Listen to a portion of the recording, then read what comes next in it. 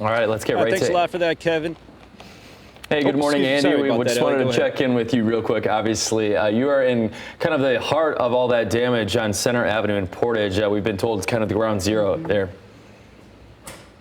Yeah, that's an excellent way to put it here, Elliot. We moved to the back side of the building that we were sitting at in the last hour, and that we had crews here surveying last night right after the tornadoes ripped through. But just to give you a good idea at the extent of this damage, the entire backside of this building, clearly, as you can see, has been ripped off. Exposed wires. They haven't shut off the water yet. We've got water flowing from several pipes connected to what used to be bathrooms in the area.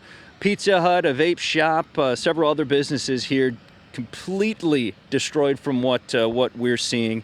And what is the most fascinating thing to me about all of the damage that we've seen here in Portage so far this morning is how hit and miss some of it is. Clearly, this is a hit. This building, for the most part, wiped off, but the buildings next to it, the building across the street, there's a Citco gas station across the street. We're next to a building here on the other side of the parking lot, just maybe 10 feet from this building that, by comparison, is untouched by the tornado, by the winds, by whatever exactly landed on and hit this building. And like I mentioned, we had crews here immediately last night after the storm rolled through and got a chance to speak with some employees that rode out that tornado in what used to be that very building there. Well, everything was calm, and then the lights started flickering and stuff, and then power went out and came back on a bunch of times.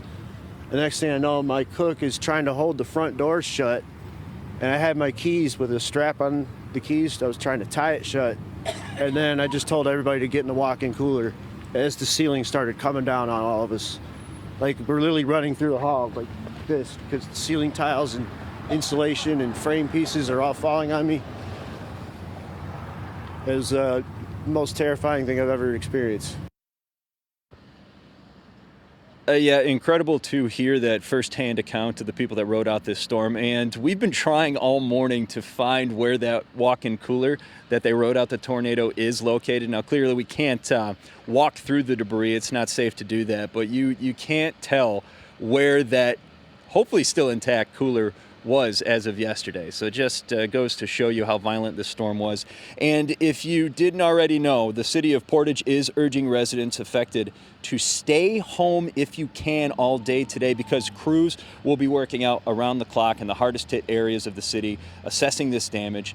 Now, they are saying you should be expecting downed power lines. That's a no-brainer. Damage to many of the residential and commercial buildings, much like what you're seeing in trees blocking down roads. We've been hearing crews working all morning long with chainsaws down here on Center Avenue to remove the debris. And the city is also reminding residents that if you do need any help or human service needs, please call 211.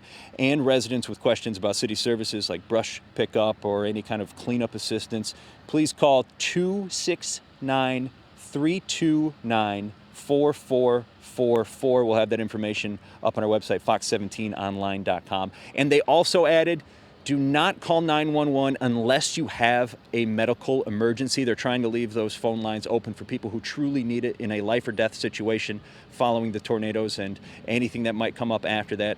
211 is if you have any questions about cleanup or general assistance. 911 is for medical emergencies. So please keep that in mind as we all assess the damage and dig out after last night's storm. Reporting here in Portage, throwing it back to you two in the studio.